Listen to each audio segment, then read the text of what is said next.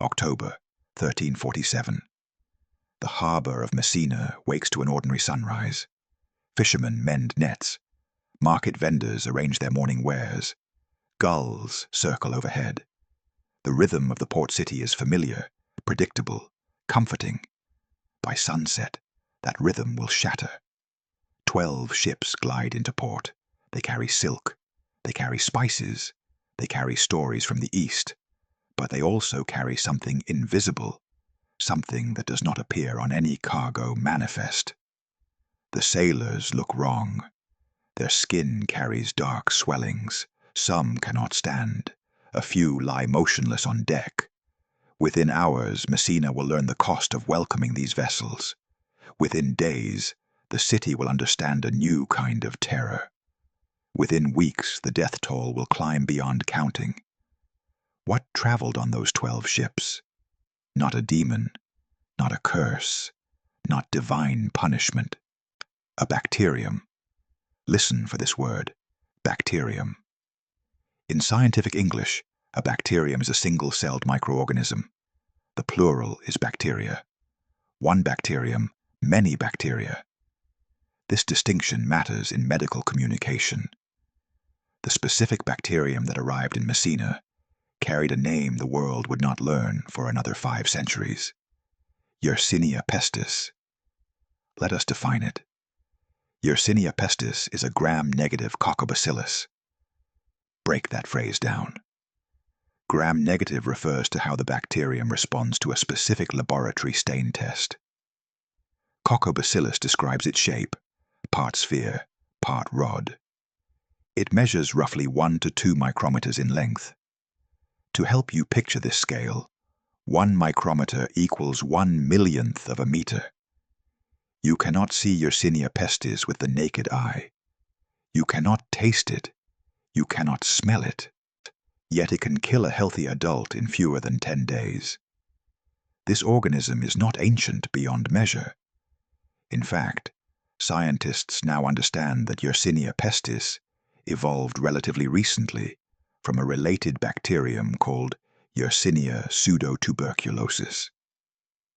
Genetic studies suggest this transformation occurred somewhere between 5,000 and 20,000 years ago. In evolutionary terms, that is the blink of an eye. The ancestor, Yersinia pseudotuberculosis, causes mild gastrointestinal illness in humans. The descendant, Yersinia pestis, causes plague. What changed? The genome, the complete genetic blueprint of the bacterium, underwent dramatic shifts. Large sections of DNA were lost. Genes stopped functioning. Mobile genetic elements called insertion sequences multiplied across the genome, rearranging its architecture. Researchers estimate that around 13% of the genes present in Yersinia pseudotuberculosis no longer work in Yersinia pestis. This was not a process of gaining power through addition. It was a process of gaining lethality through loss. Let me introduce a phrase you will hear repeatedly when we discuss infectious disease: reservoir and vector. A reservoir is the natural host where a pathogen lives and multiplies without causing severe disease in that host. For Yersinia pestis, the primary reservoirs are wild rodents, marmots, ground squirrels, prairie dogs, rats. These animals carry the bacterium in their bloodstream and lymphatic tissue. Some die. Many survive. Populations of infected rodents can persist for years, creating what scientists call an endemic focus, a stable, the ongoing presence of disease in a specific geographic area. A vector is the agent that transmits the pathogen from the reservoir to a new host. For Yersinia pestis, the vector is the flea. Most often, it is the species Xenocilla chaopis, commonly called the oriental rat flea. The flea feeds on an infected rodent. It ingests blood loaded with bacteria. Inside the flea's digestive tract, Yersinia pestis multiplies. In some cases, the bacteria form a thick clump that blocks the flea's foregut. When the blocked flea attempts to feed again, it cannot swallow properly. It regurgitates bacteria-laden blood back into the bite wound of the next host. This mechanism is called blocked flea transmission. Newer research shows that transmission can occur even earlier, within 1 to 4 days after the flea becomes infected, before blockage develops. This is sometimes termed early phase transmission. Now picture the chain: rodent to flea to human. When a human is bitten by an infected flea, Yersinia pestis enters the skin. The bacteria travel through the lymphatic system. They lodge in the nearest lymph node. There, they multiply rapidly. The immune system responds. White blood cells flood the area. Inflammation surges. The lymph node swells, forming a painful mass called a bubo. Listen for that term. Bubo. It comes from the Greek word for groin, because lymph nodes in the groin, armpit, and neck are common sites for these swellings. This form of the disease is called bubonic plague. Let us note the incubation period. Incubation period means the time between infection and the appearance of symptoms. For bubonic plague, incubation typically lasts 1 to 6 days. Most patients develop symptoms within 2 to 4 days. Suddenly they experience fever, chills, severe headache, muscle pain, and extreme weakness. The bubo appears shortly after. It can grow as large as a hen's egg. The skin over the swelling may turn dark, almost black. Hence one of plague's most haunting names, the Black Death. What happens next depends on the immune response, the bacterial load, and factors we still do not fully understand. Without treatment, bubonic plague kills between 30% and 60% of those infected. Some estimates reach as high as 70%. Death usually occurs within 7 to 10 days. But the bacterium does not always remain confined to the lymph nodes. If Yersinia pestis enters the bloodstream, the condition becomes septicemic plague. The bacteria spread throughout the body. Blood pressure drops. Tissue begins to die. Extremities may turn black from necrosis. Septicemic plague has an even higher fatality rate, often exceeding 90% without treatment. If the bacteria reach the lungs, the disease transforms into pneumonic plague. This is the most dangerous form. Infected individuals develop severe pneumonia. They cough. Each cough releases a fine mist of respiratory droplets, loaded with bacteria. Pneumonic plague can spread directly from person to person, without the need for fleas or rodents. The incubation period shortens to 1 to 3 days. Symptoms escalate rapidly. Chest pain, difficulty breathing, bloody sputum. Without antibiotic treatment, begun within 18 to 24 hours of symptom onset. Pneumonic plague is almost universally fatal. This is the organism that sailed into Messina in October 1347. The people of Messina did not understand what they were facing. They had no concept of bacteria. They had no microscopes. They had no antibiotics. They had only their eyes, their experience, and their terror. Within days, Messina forced the 12 ships to leave. But it was far too late. The pathogen had already entered the city. It had entered the population. And now, nothing could stop its spread. From Messina, Yersinia pestis traveled to Catania, to Genoa, to Venice, to Pisa, to Marseille. By January 1348, it had reached France and southern Italy. By summer, it swept across England, Germany, Scandinavia. In the span of 5 years, this single bacterium would kill an estimated 30 to 60% of Europe's population. Scholars debate the exact toll. Some sources suggest 25 million dead. Others estimate 50 million. Entire villages vanished. Fields lay untended. Economies collapsed. Social orders crumbled. But here is the question that connects biology to history. Why was Yersinia pestis so devastatingly effective? The answer lies in the intersection of microbiology, ecology, and human society. And that intersection began long before the ships arrived in Messina. To answer that question, we must travel backward in time. Backward from Messina, 1347. Backward across the Mediterranean Sea. Backward to the Black Sea coast, to a fortified trading post called Kaffa, to the year 1346. Kaffa was a Genoese colony. Picture a bustling port where east met west. Merchants from Venice, Genoa, and Constantinople traded with caravans arriving from Persia, India, and the distant reaches of the Mongol Empire. Silk moved westward. Gold moved eastward. Languages mingled. Cultures collided. Commerce thrived. Then, in 1346, an army arrived. The Mongol Khanate of the Golden Horde laid siege to Kaffa. Soldiers surrounded the city walls. Supply lines were cut. Weeks passed. Tension mounted. But something unexpected began to happen inside the Mongol camp. Men started dying. Not from battle wounds, not from starvation. They died suddenly, with swellings and fever. The disease moved through the ranks. Commanders grew alarmed. Bodies piled up. The siege faltered. Then, according to one account, written by an Italian notary named Gabriele de Mussi, the Mongol forces made a terrible decision. They catapulted the infected corpses over the city walls.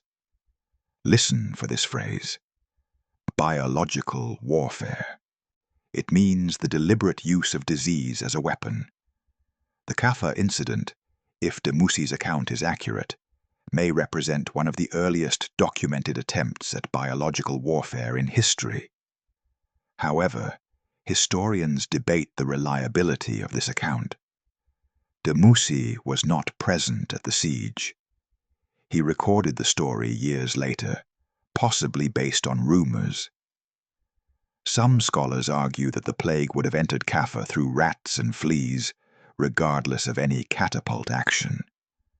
Others point out that handling plague-infected corpses would indeed have exposed the Mongol soldiers to contaminated fleas, making the transmission plausible. Whether or not corpses flew over walls, one fact remains certain. Plague erupted in Kaffa in 1346. Genoese merchants fled the city by ship.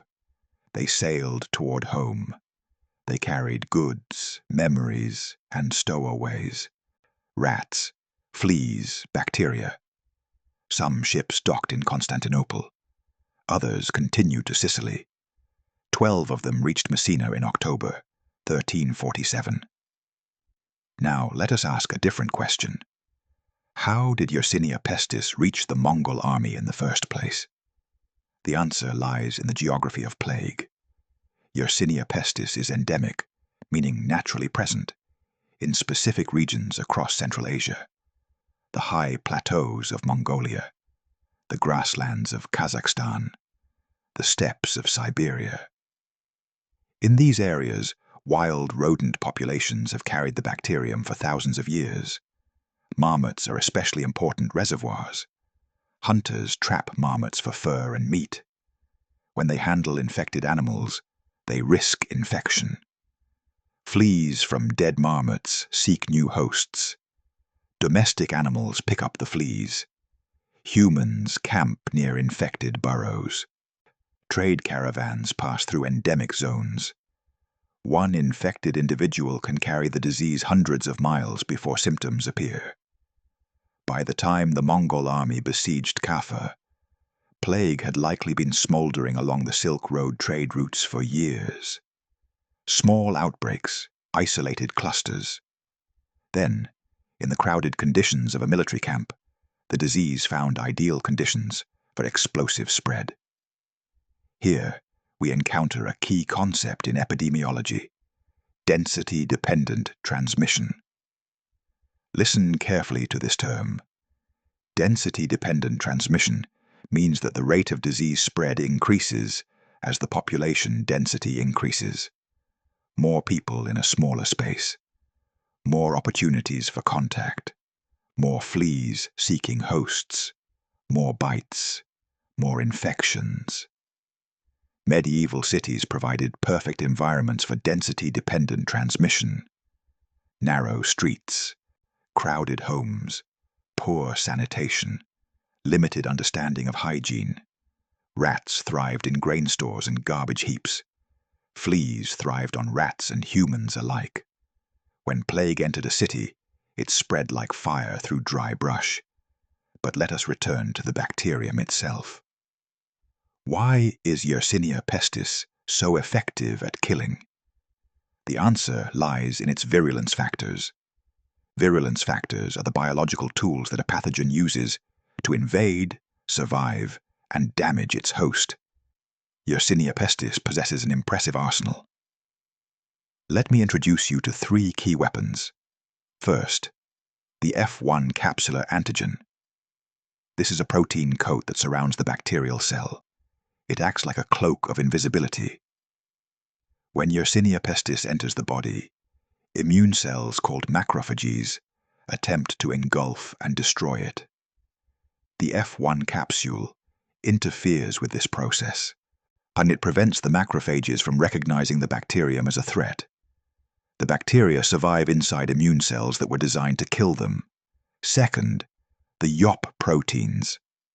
YOP stands for Yersinia outer proteins. These are molecular weapons that the bacterium injects directly into host cells, using a specialized structure called a type 3 secretion system.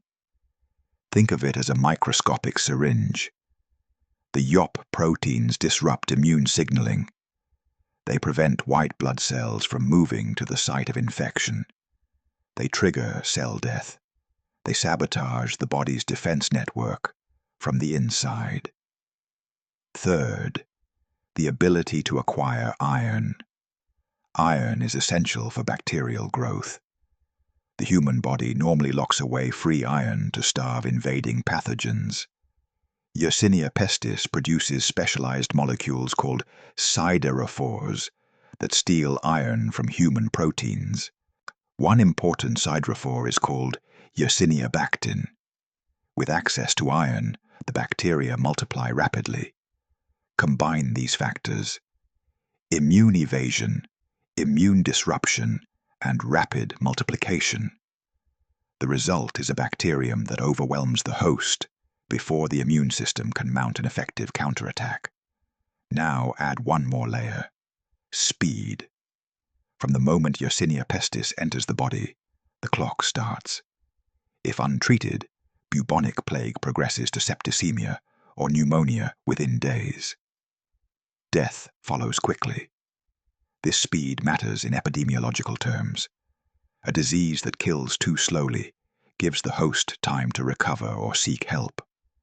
A disease that kills too quickly may eliminate its host before transmission occurs. Plague occupies a dangerous middle ground. The infected person remains mobile for several days, interacting with others, moving through communities, spreading fleas. Then the illness intensifies, death arrives, and the cycle repeats. In 1347, no one understood this biology. No one knew about gram-negative bacteria. No one knew about lymphatic systems or immune evasion. No one knew that a tiny organism invisible to the eye could bring down empires. What they did know was this: death had arrived, and it was spreading.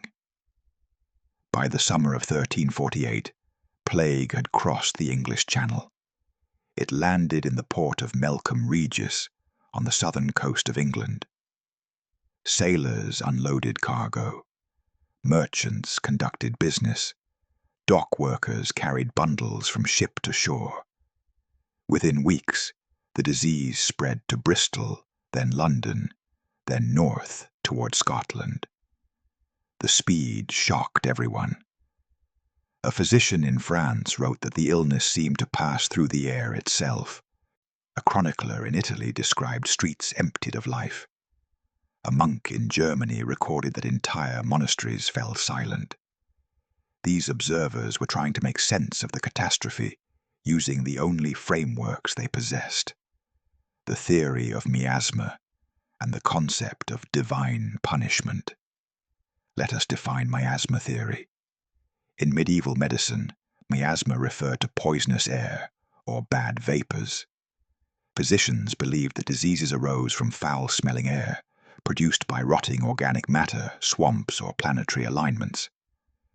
When plague struck, doctors advised people to avoid swamps, carry sweet-smelling herbs, and purify the air with fire. These measures had no effect on Yersinia pestis. Why not?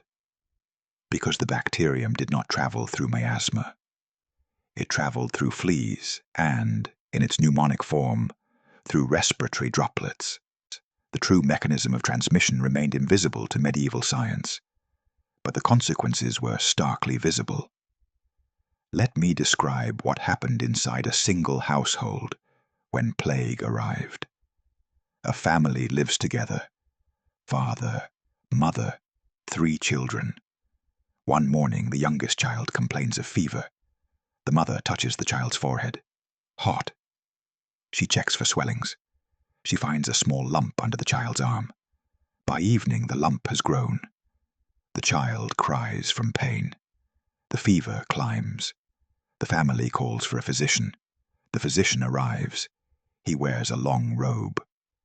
Some physicians in later outbreaks wore beaked masks filled with aromatic herbs, though this image comes primarily from the 17th century, not the 14th. He examines the child. He sees the bubo. He knows what it means. He recommends lancing the swelling to release the poison. He applies poultices of herbs, onions, or animal fat. He prescribes prayers. Then he leaves, often refusing to return, knowing the risk. The child dies within 3 days. Now the fleas that fed on the child seek new hosts. They bite the mother. They bite the father. Within a week, both parents develop symptoms. The 2 surviving children are sent to relatives. But it is too late. One child is already incubating the disease. The cycle continues. This pattern repeated across Europe. House by house, street by street, village by village. In cities, the death toll overwhelmed burial practices. Cemeteries filled. Churches ran out of space. Authorities dug mass graves called plague pits. In London, one such pit at East Smithfield held more than 2,500 bodies.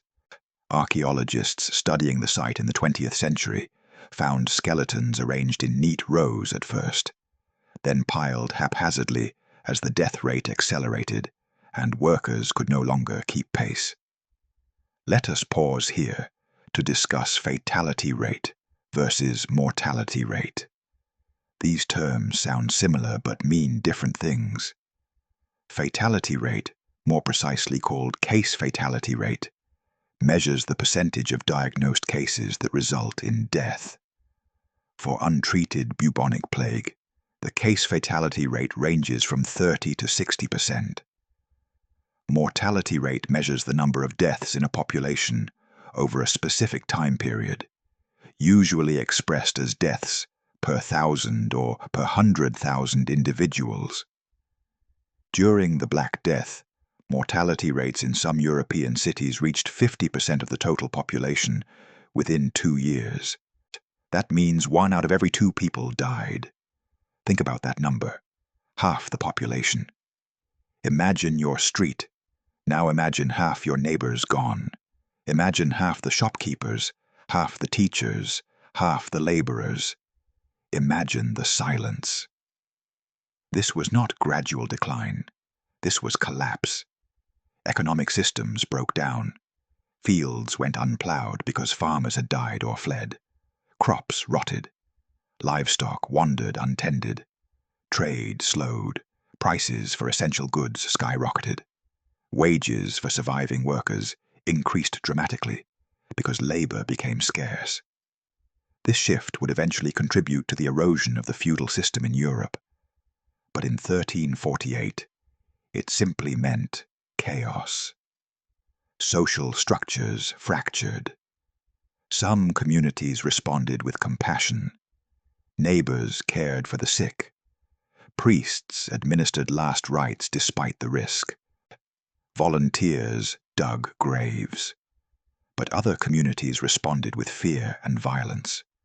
Strangers were driven out of towns. Minority groups became scapegoats. In many regions, Jewish communities were accused of poisoning wells, a baseless charge that led to horrific massacres. Pogroms erupted across the Holy Roman Empire. Entire Jewish populations in cities like Strasbourg and Mainz were killed. This represents one of the darkest consequences of the Black Death, the transformation of biological disaster into human atrocity. Now let us return to the bacterium and ask, could anything have stopped it? In theory, yes. Quarantine measures could slow transmission. Isolation of the sick could protect the healthy. Rapid disposal of infected corpses and bedding could reduce flea populations.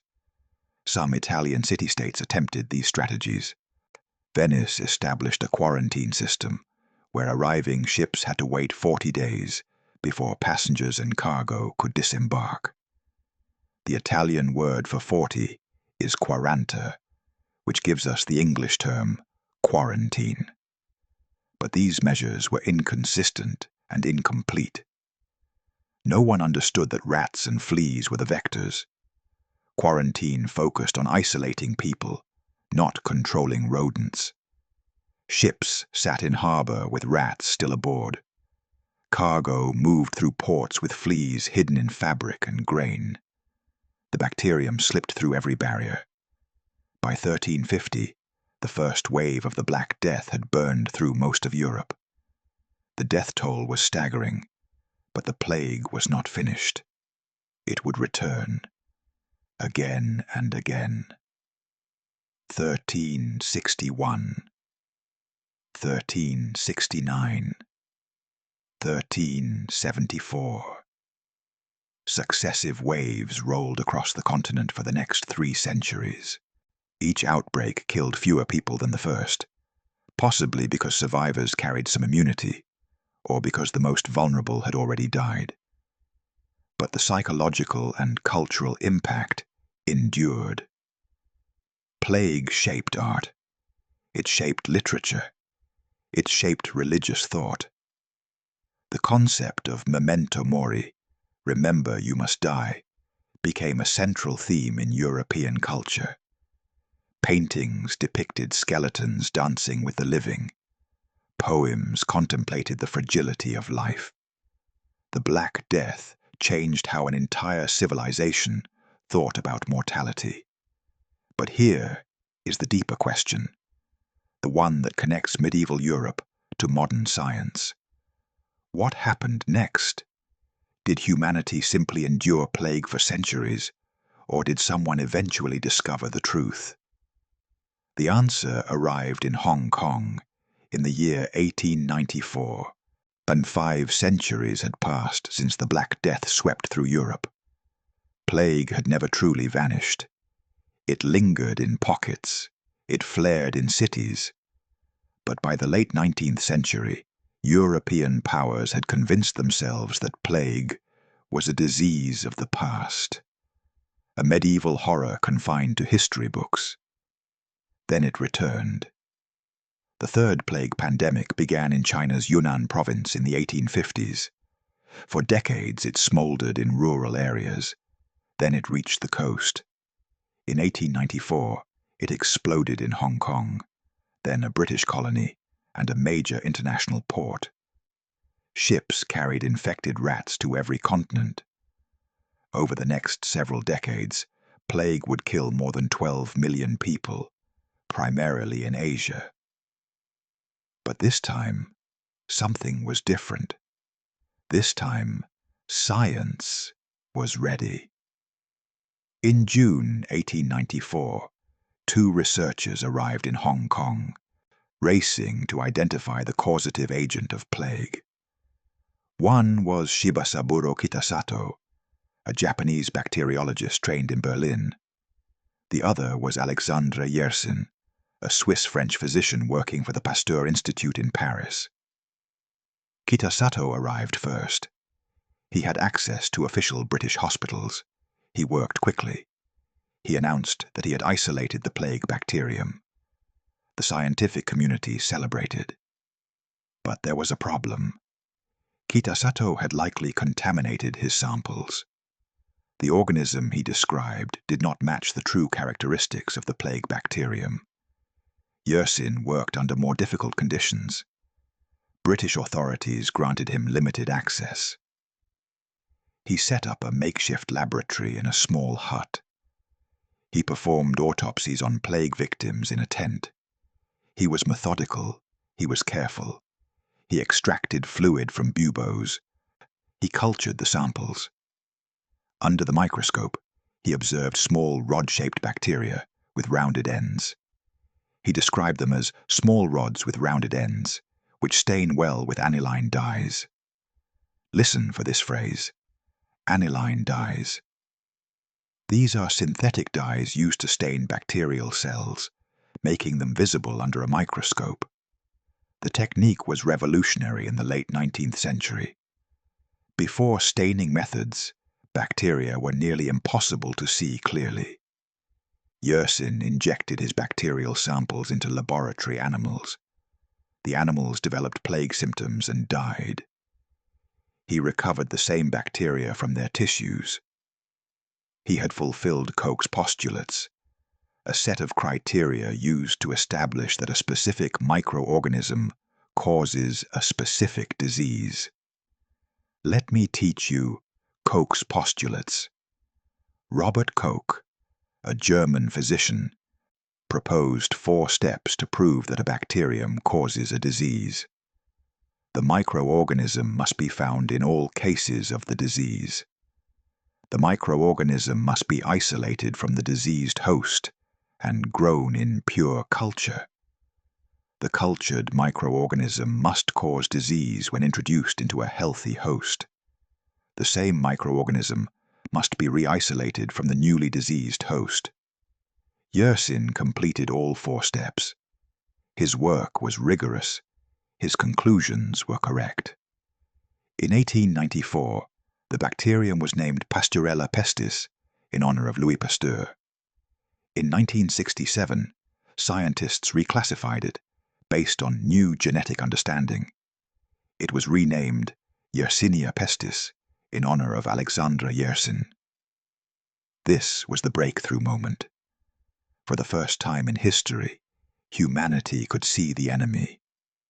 But identification was only the first step. Scientists still needed to understand how the disease spread. They needed to find the reservoir and the vector. Paul-Louis Simond, another researcher from the Pasteur Institute, provided the answer in 1898. Working in Karachi, India, Simond observed that plague often spread in houses before human contact occurred. He noticed dead rats lying near the first human victims. He suspected that something jumped from rats to humans. He designed an experiment. He placed a healthy rat and a plague-infected rat in the same cage, separated by a wire screen that prevented direct contact. The healthy rat developed plague. Simond examined both rats carefully. He found fleas. He wrote, "The flea serves as the intermediate host. It transports the plague microbe from rat to rat and from rat to man." This was the missing link. Rat, flea, human. The transmission chain was complete. Now physicians understood the mechanism. Now public health officials could design effective interventions. Rat control programs, flea control programs, quarantine measures based on science, not superstition. port inspections that targeted rodents, not just passengers. These measures worked. By the mid-20th century, plague had been pushed back from major urban centers. Antibiotic treatment became available. Streptomycin, first isolated in 1943, proved highly effective against Yersinia pestis. Gentamicin, doxycycline, and ciprofloxacin also worked. With early treatment, the case fatality rate dropped from 50% to less than 15%. With very early treatment, survival rates exceeded 95%. Plague had lost its deadliest weapon, invisibility. But here is a fact that surprises many English learners. Plague never disappeared. It still exists today. Let me use the present tense now, because we are discussing current reality. Plague is endemic in multiple regions around the world. Madagascar, the Democratic Republic of Congo, Peru, the southwestern United States, Mongolia. These areas maintain natural reservoirs of Yersinia pestis in wild rodent populations. Every year, the World Health Organization receives reports of plague cases. The numbers fluctuate. In some years, a few hundred cases occur globally. In outbreak years, the total can reach several thousand. Madagascar experiences regular outbreaks, including a significant pneumonic plague outbreak in 2017 that infected more than 2,000 people and killed more than 200. Why does plague persist? The answer lies in ecology. Yersinia pestis occupies a stable niche in nature. Wild rodent populations serve as reservoirs. Fleas serve as vectors. Rural communities living near endemic areas face ongoing risk, especially when they hunt, trap, or handle wild rodents. Domestic animals, particularly cats and dogs, can carry infected fleas into homes. Climate factors influence flea populations and rodent behavior. Drought can drive rodents closer to human settlements in search of food and water, increasing contact. Modern surveillance systems track these risks. Public health agencies monitor rodent die-offs, which can signal an active plague focus. They test flea samples. They educate communities about safe practices. They maintain supplies of antibiotics in high-risk regions. But surveillance requires resources. It requires infrastructure. It requires trained personnel. In some endemic regions, these resources are limited. Outbreaks can escalate before detection. This brings us to a crucial concept in public health: emerging and re-emerging diseases. An emerging disease is a new disease that appears in a population for the first time. A re-emerging disease is one that was previously under control, but is increasing again. Plague is classified as a re-emerging disease. The bacterium never left. It simply waited, and it continues to wait. In the frozen ground of Siberia, scientists have found something extraordinary: ancient DNA. In the 1990s and 2000s, researchers began extracting genetic material from the teeth of plague victims buried centuries ago. Teeth preserve DNA remarkably well. The hard enamel protects the pulp cavity inside, where blood vessels once carried bacteria. If a person died of septicemic plague, their blood, and the bacteria within it, may remain detectable in dental pulp hundreds of years later. Scientists recovered Yersinia pestis DNA from Black Death victims buried in London in 1348. They sequenced the genome. They compared it to modern plague strains, and they discovered something unexpected. The medieval strain was not significantly more virulent than modern strains. Let me explain what this means. For decades, historians and scientists debated why the Black Death killed so many people so quickly.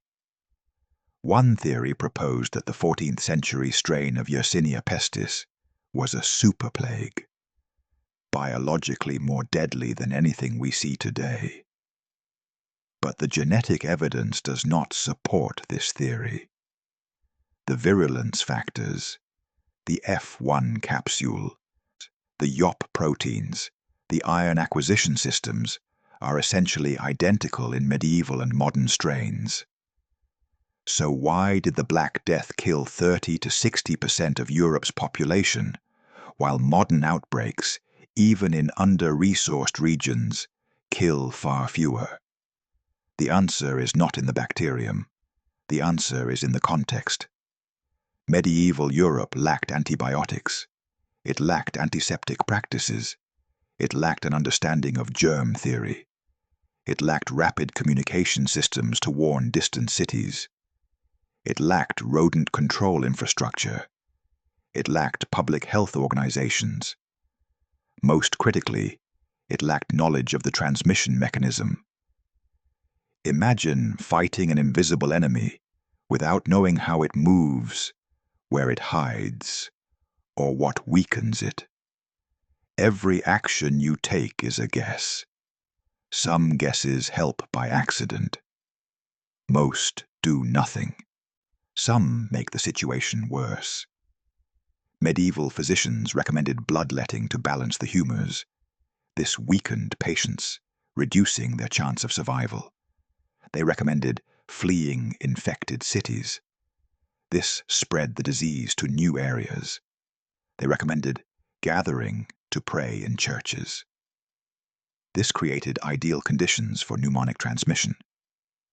Now compare that to modern plague response. Public health workers identify a case. They immediately administer antibiotics. They trace contacts. They inspect the patient's home for rodents and fleas. They treat pets and living spaces with insecticides. They educate the family about prevention. They monitor the situation for secondary cases. The bacterium is the same. The outcome is completely different. This illustrates a fundamental principle in epidemiology. Disease outcome depends on the interaction between pathogen, host, and environment. Let me break down that phrase. The pathogen is the disease-causing organism, in this case, Yersinia pestis. The host is the infected individual and their immune status, genetics, and overall health. The environment includes everything external: sanitation, medical care, population density, climate, social behavior, and knowledge.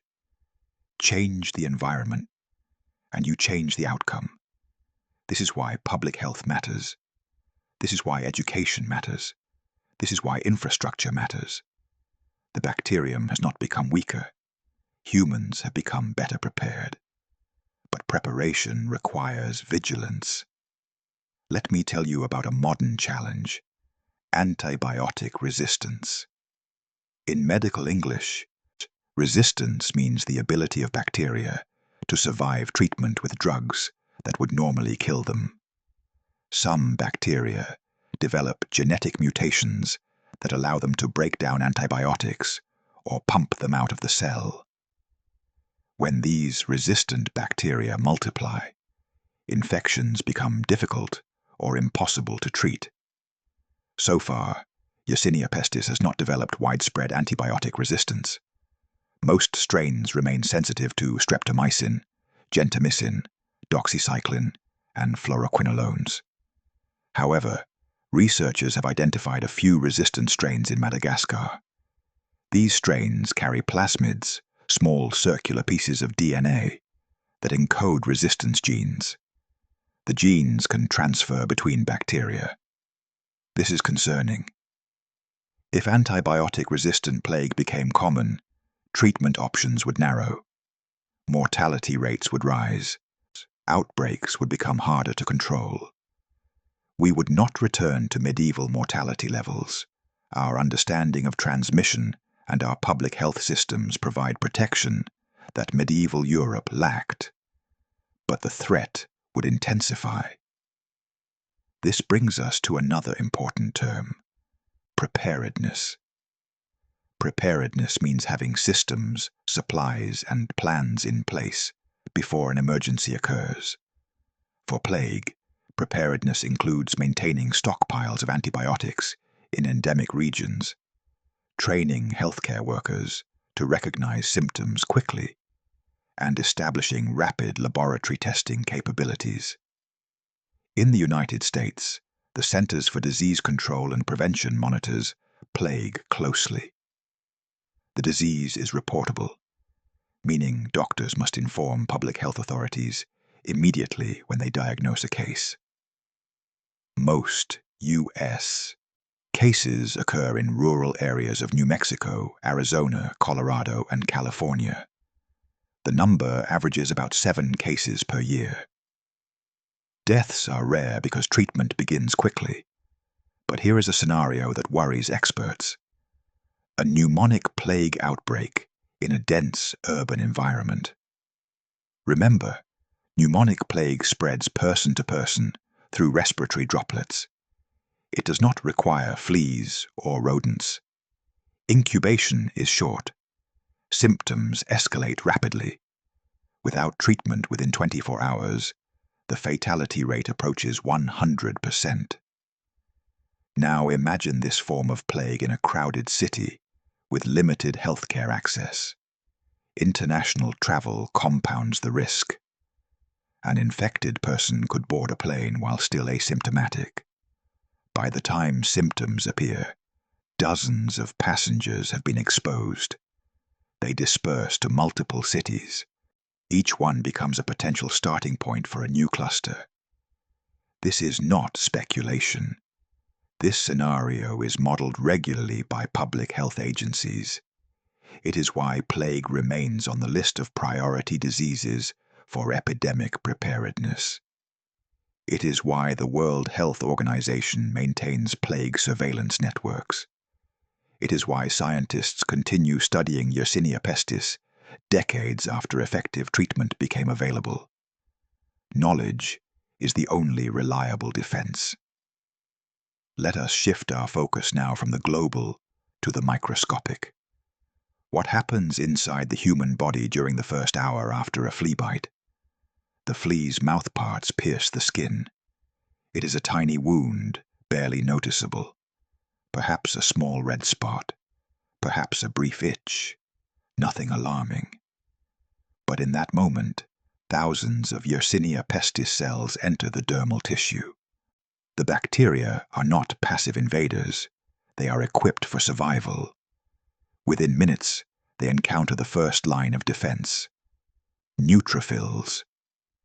These are white blood cells that patrol tissues, searching for foreign material. Neutrophils are part of the innate immune system. Listen for that term. Innate immunity. Innate means inborn, natural, present from birth. The innate immune system provides immediate, non-specific defense against pathogens. It does not require prior exposure to the invader.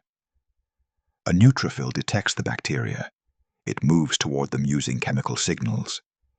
It attempts to engulf them through a process called phagocytosis. Phagocytosis means cell eating. The neutrophil extends its membrane around the bacterium, pulling it inside into a compartment called a phagosome. Normally, the phagosome fuses with another compartment containing digestive enzymes. The bacterium is destroyed. But Yersinia pestis resists. The F1 capsule prevents efficient recognition. The YOP proteins are injected into the neutrophil, disrupting its internal machinery. Some bacteria are killed. Many survive. Some even multiply inside the immune cells that were meant to destroy them. The surviving bacteria begin their journey. They follow the lymphatic vessels, which are like drainage channels that carry excess fluid from tissues back toward the bloodstream. The lymphatic system includes small bean-shaped organs called lymph nodes, positioned at intervals along the vessels.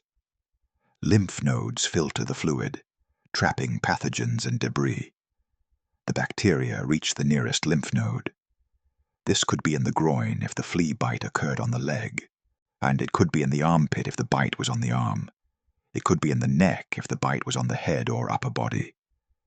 Inside the lymph node, the immune system mounts a stronger response.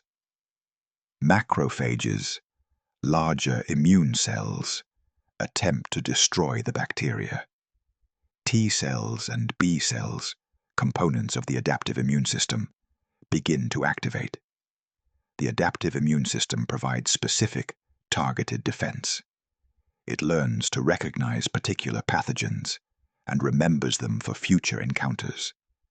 But Yersinia pestis multiplies faster than the immune system can respond. The bacterial population explodes. Within 1 to 3 days, billions of bacteria pack the lymph node. The node swells from inflammation and pressure. Blood vessels dilate. Fluid leaks into surrounding tissue. Pain receptors fire constantly. A bubo has formed. At this stage, the patient feels intensely ill. Fever spikes, often reaching 39 to 41 degrees Celsius, that is 102 to 106 degrees Fahrenheit. Chills alternate with sweating. Muscles ache. The head pounds. Weakness is overwhelming. The bubo itself is exquisitely painful. The patient cannot move the affected limb without agony. The skin over the swelling may become discolored, ranging from red to purple to black. Now we reach a critical juncture. If the immune system somehow manages to contain the infection within the lymph node, and if the bacterial load is not overwhelming, the patient might survive. Historical accounts suggest that some individuals did survive bubonic plague even without treatment.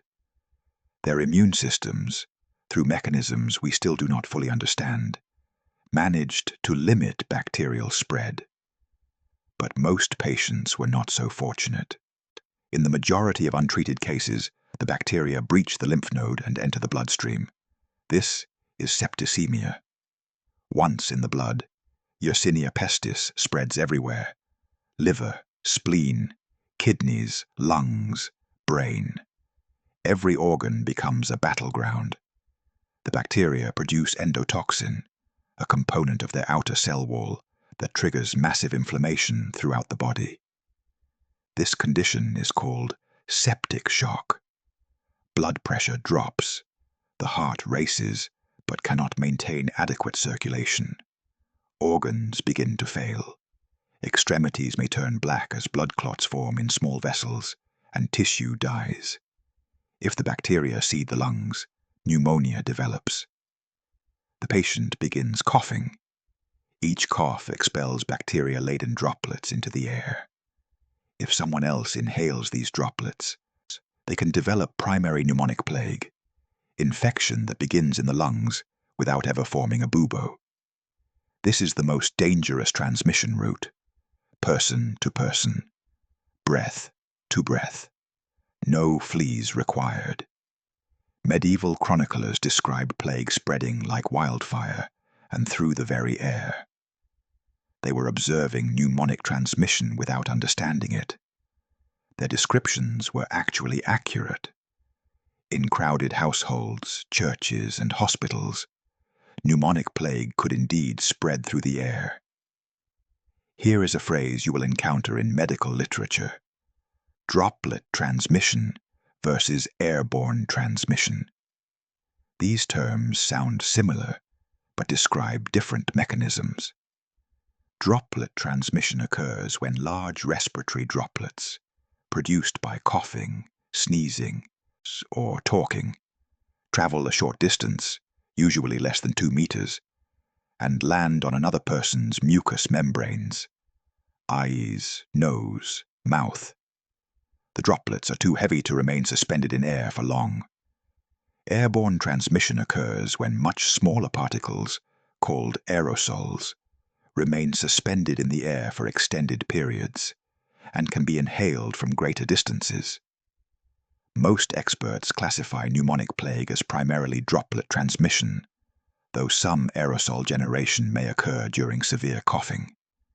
This distinction matters for infection control. Droplet precautions require close proximity. Airborne precautions require specialized ventilation and respiratory protection. In medieval Europe, no such precautions existed. Sick and healthy shared spaces freely. The dying received visitors. Bodies were washed and prepared for burial by family members. Every stage of illness created opportunities for transmission, and the bacterium exploited every opportunity. Now let us connect this biological cascade to a broader historical question. How did a microscopic bacterium reshape civilization?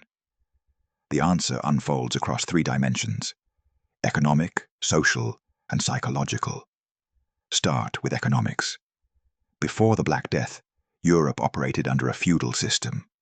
Lords owned land.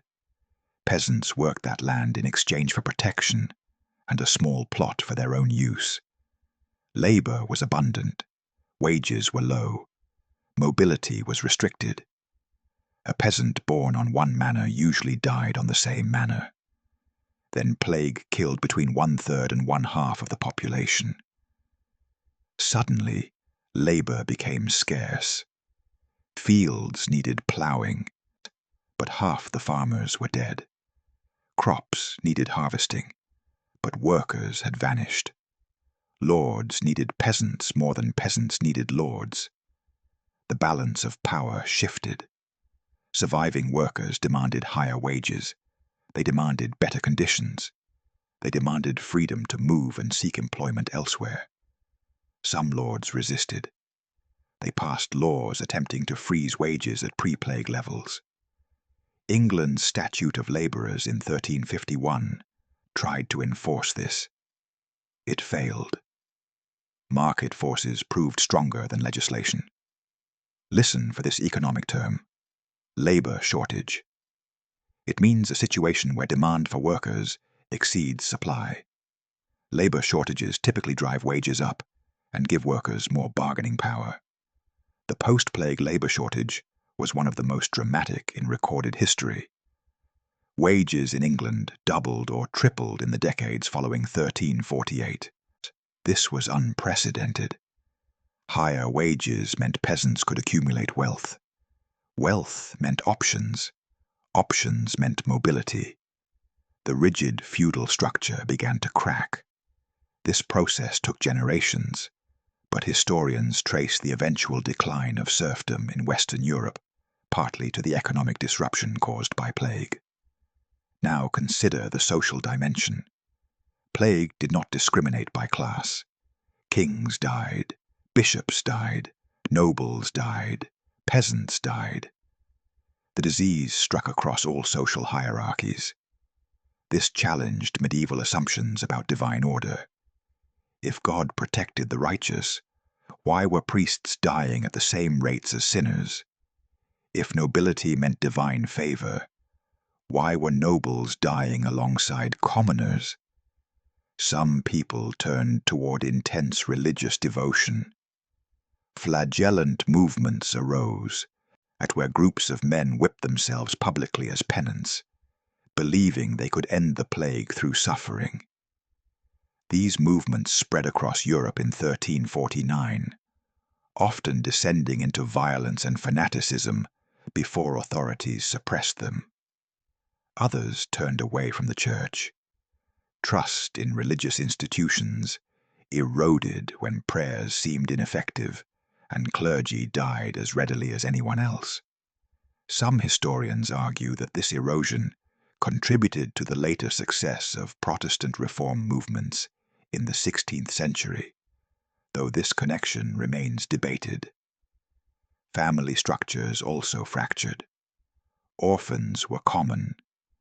Widows and widowers remarried quickly out of economic necessity. Inheritance patterns changed when entire branches of families died. Distant relatives suddenly inherited wealth and titles. Social mobility, previously almost impossible, became more common. Cultural production reflected the trauma. Artists painted dance macabre scenes, images of skeletons leading living people of all ranks in a dance toward death. Writers explored themes of mortality, chance, and the fragility of human ambition. Boccaccio's Decameron, written around 1350, frames its tales within a group of young people fleeing plague-stricken Florence. Chaucer's works, written in the late 14th century, reflect a world still processing the catastrophe. The psychological dimension is harder to quantify, but no less significant. Imagine living through a disaster that kills half the people you know, your neighbors, your siblings, your children, and you survive. Not because you were stronger or more virtuous. You survive because a flea bit someone else instead of you. This is survivor's guilt, amplified across an entire continent. It is randomness on a scale that shatters meaning. Medieval theology promised order, reason, divine plan. Plague delivered chaos. Some survivors responded with hedonism. If death could come tomorrow, why delay pleasure? Chronicles describe increased gambling, drinking, and sexual promiscuity in the years following plague outbreaks. Others responded with depression and withdrawal. But there was also resilience. Communities rebuilt, commerce resumed, families reformed, fields were replanted. Life continued, scarred but stubborn. Here is a question worth considering. Did humanity learn anything from the Black Death that protected future generations? The answer is complex. In the immediate aftermath, no. Medical understanding did not advance significantly. Miasma theory persisted for centuries. Bloodletting remained common. Quarantine practices were inconsistent. But something did shift. A recognition that plague was not merely divine punishment, but a natural phenomenon that could be studied, observed, and potentially managed. This shift was subtle and uneven, but it planted seeds that would eventually grow into public health, epidemiology, and modern medicine. By the time Alexandre Yersin identified the bacterium in 1894, humanity had built the intellectual infrastructure necessary to understand what he found. The microscope, germ theory, laboratory techniques, scientific method. These tools did not exist in 1347. They existed in 1894 because centuries of thinkers, including some shaped by plague's recurring presence, built them. Yersinia Pestis forced humanity to see itself more clearly. Fragile, connected, vulnerable to invisible forces, and capable, with knowledge, of fighting back. In the spring of 2017, a strange pattern emerged in Madagascar. Health officials noticed an increase in pneumonic plague cases. This was unusual. Madagascar experiences plague outbreaks regularly. It is one of the most endemic countries in the world. But most cases are bubonic. Pneumonic outbreaks are rarer and far more dangerous. By August, the outbreak had accelerated. Cases appeared in urban areas, including the capital city, Antananarivo. Hospitals filled. Panic spread faster than the disease itself. The numbers climbed. By November, over 2,000 cases had been reported. More than 200 people died. Schools closed. Public gatherings were banned. The airport screened all departing passengers. International health organizations deployed emergency response teams. This was not medieval Europe. This was the 21st century. Madagascar has modern medicine. It has antibiotics. It has laboratories. It has mobile phones and internet connectivity.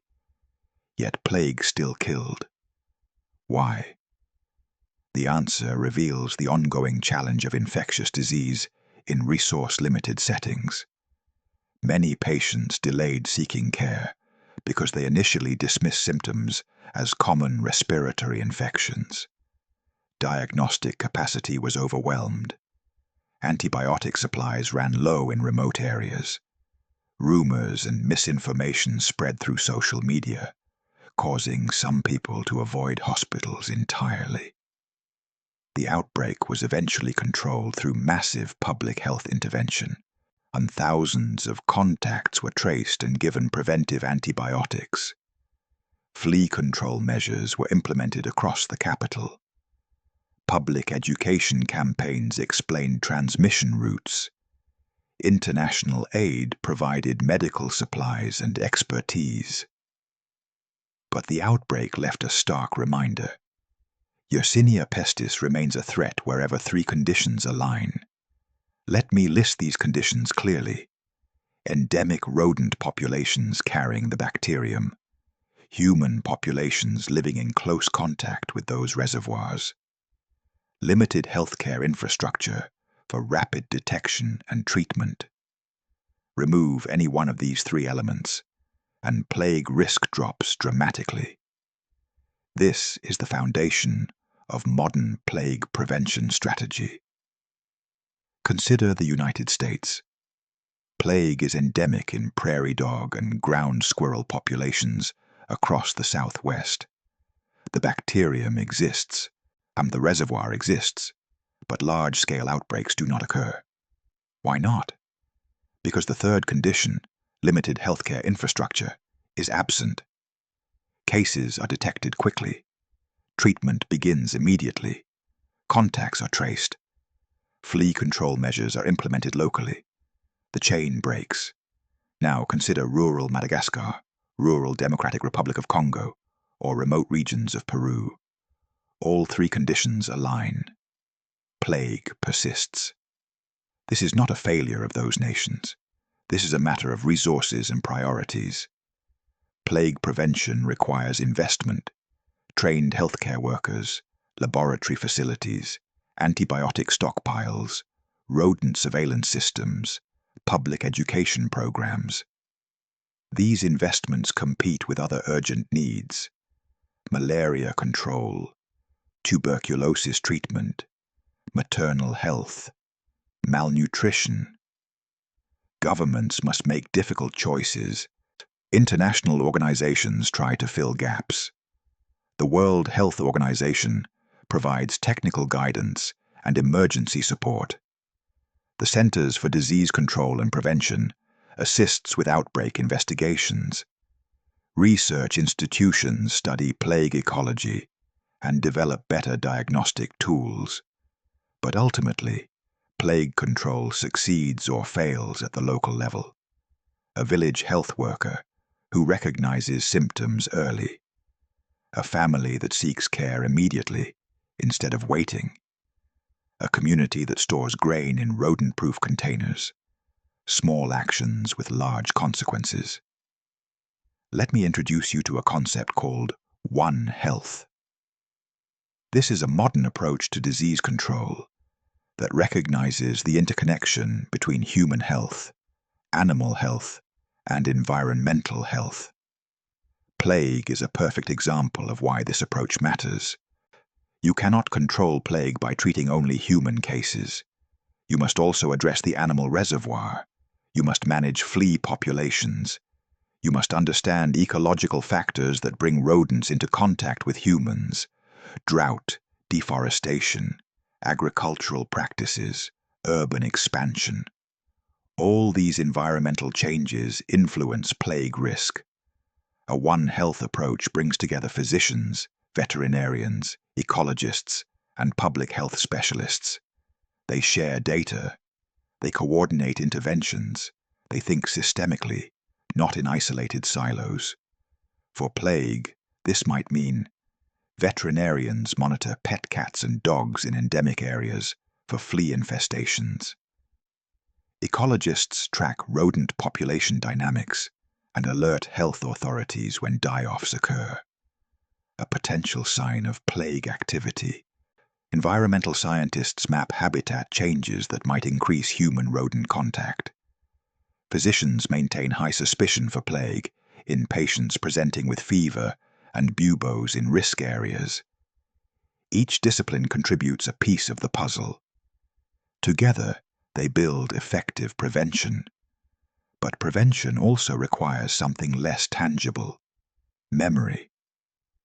In regions where plague has been absent for generations, awareness fades. Physicians forget to consider it in their differential diagnosis. The differential diagnosis is the list of possible conditions that could explain a patient's symptoms. If plague is not on that list, diagnosis delays, treatment delays, outcomes worsen. This is why case reports matter, why surveillance matters, why education matters. Medical students in endemic regions learn to recognize buboes. They learn the rapid progression timeline. They learn to start antibiotics immediately, even before laboratory confirmation, because waiting could mean death. In non-endemic regions, the challenge is different: maintaining vigilance without causing alarm. Most physicians in Europe or Australia will never see a plague case. But if one arrives, through travel, through bioterrorism, through unexpected ecological shift, those physicians must recognize it. Global connectivity means local outbreaks can become international concerns within hours. A traveler incubating pneumonic plague boards a flight. 12 hours later, they arrive on another continent. They feel ill. They visit a clinic. The physician considers influenza, pneumonia, bronchitis. Do they consider plague? This scenario keeps public health officials awake at night.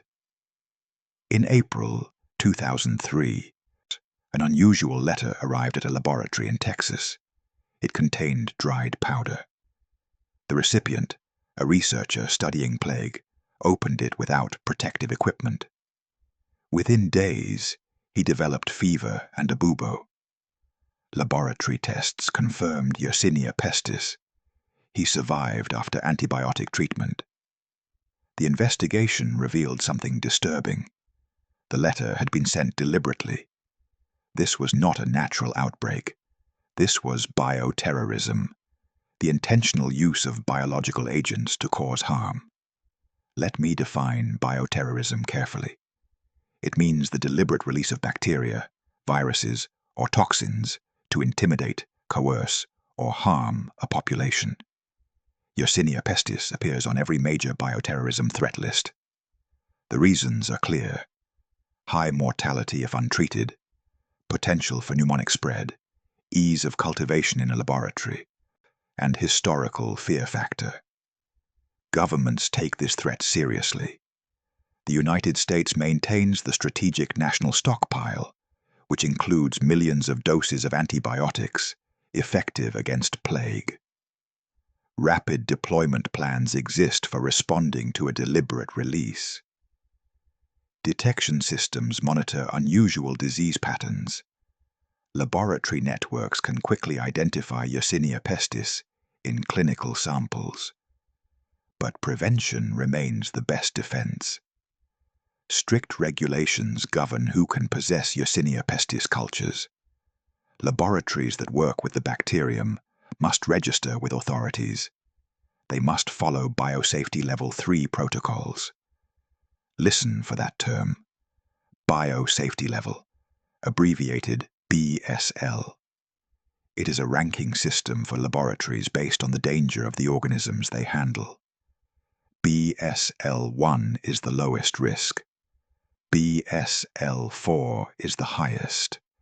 Yersinia pestis requires BSL3, which means contained ventilation systems, restricted access, and specialized protective equipment. These measures reduce but cannot eliminate risk. The bacterium exists in nature. Anyone with sufficient knowledge and resources could potentially isolate it from wild rodents in endemic areas. This reality makes surveillance and rapid response capabilities even more critical. Now step back and consider what we have learned across this journey, through biology and history. Yersinia pestis is a bacterium, a simple organism. No consciousness, no intent, no malice. It reproduces, it survives. It exploits ecological niches, that is all. Yet this simple organism has killed more humans than most wars.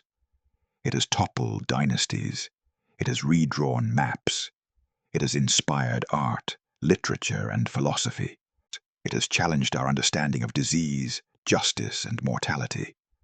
The contrast is profound. Something so small, consequences so immense. This is the fundamental lesson of microbiology. Size does not determine impact. A virus measures nanometers.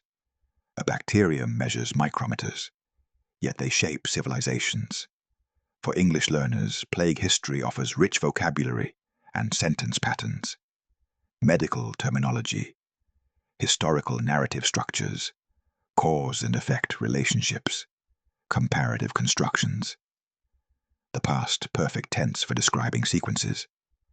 By the time physicians understood transmission, millions had already died. Conditional statements. If antibiotics had existed in 1347, mortality would have been much lower. Passive voice in scientific description. The bacterium is transmitted by flea bite. But beyond vocabulary, plague teaches us how to think critically about evidence. When we encounter a historical claim, such as the Kaffa catapult story, we must ask, who recorded this? When? From what perspective? What evidence supports it? What alternative explanations exist? This is scientific thinking applied to history. It is the same skill set used in medicine. Gather data, consider possibilities, weigh evidence, reach provisional conclusions, remain open to revision. Plague also teaches humility. Medieval physicians were intelligent, dedicated professionals. They studied for years. They observed carefully. They tried to help.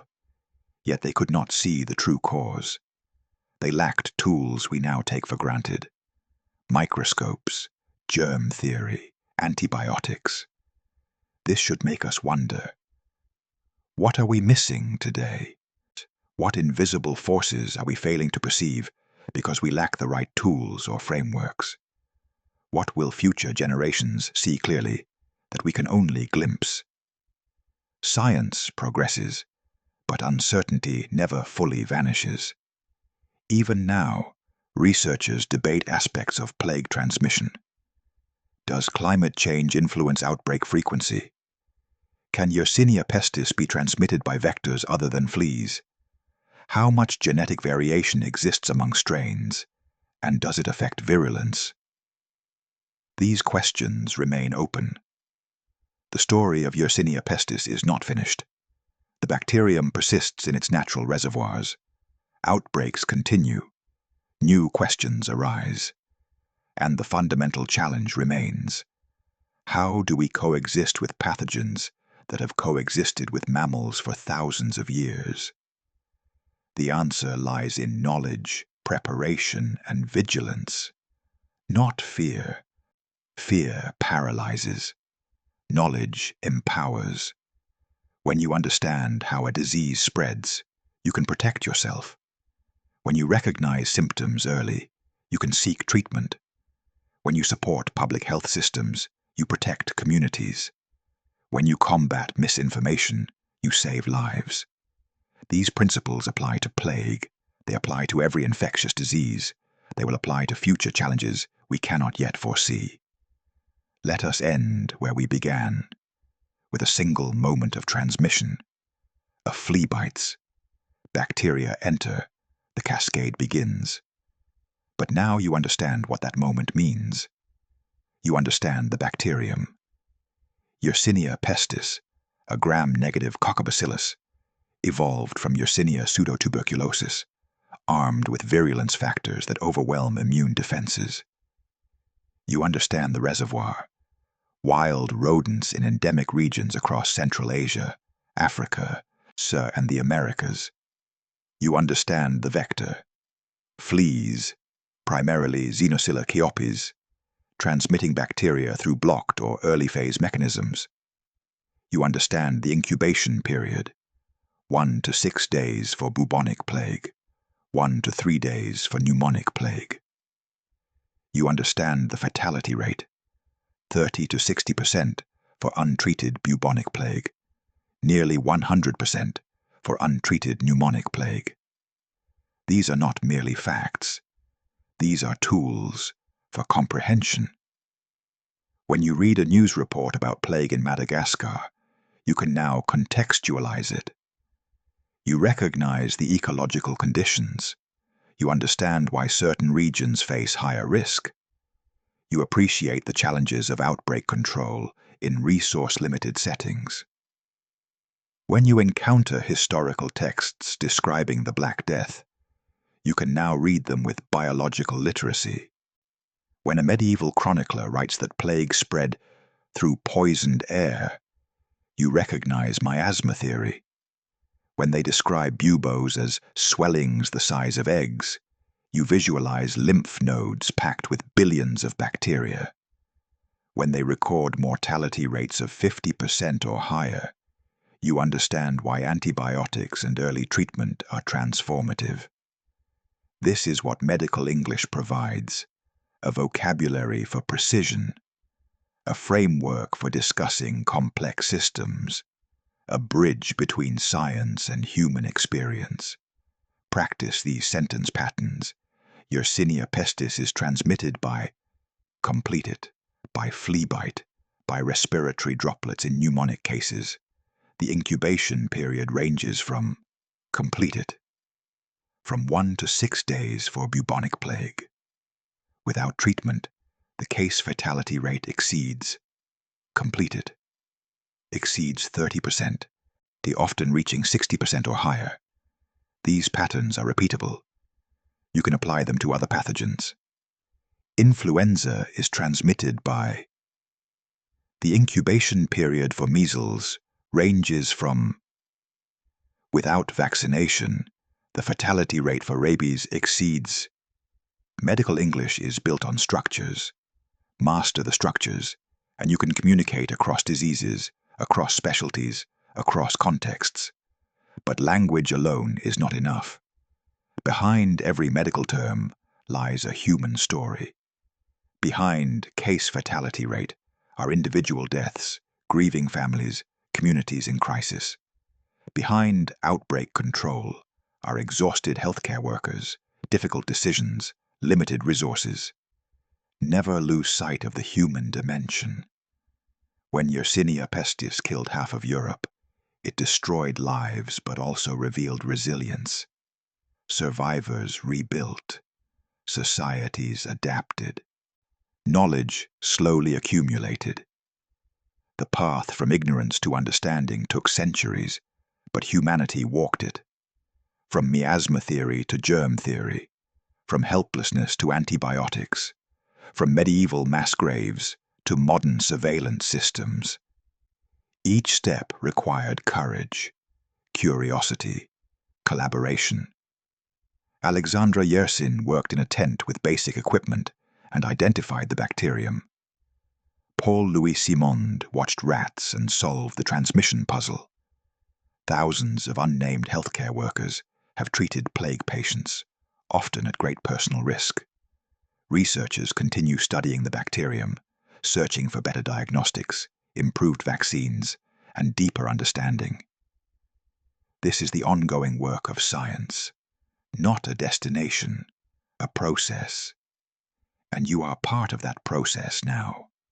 By learning this vocabulary, by understanding these mechanisms, by thinking critically about evidence, you join a global conversation about health, disease, and prevention. Plague is no longer the terror it once was, but it remains present. It remains instructive. It remains a reminder that microbes shaped our past and will shape our future. The question is not whether we will face microbial challenges. The question is whether we will face them with knowledge, preparation, and solidarity. History suggests we can. The Black Death did not end humanity. It transformed it. Crisis revealed capacity. Catastrophe revealed resilience. We carry that inheritance forward. Each time we support public health infrastructure, we honor the millions who died without access to care. Each time we pursue scientific literacy, we honor the researchers who built knowledge brick by brick across generations. Each time we respond to outbreaks with reason instead of panic, we demonstrate what humanity has learned. Yersinia Pestis taught us that invisibility does not mean absence, that size does not determine significance, that understanding is our most powerful defense. Carry these lessons with you.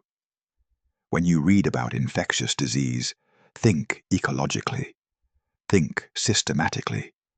Consider pathogen, host, and environment as interconnected parts of one system.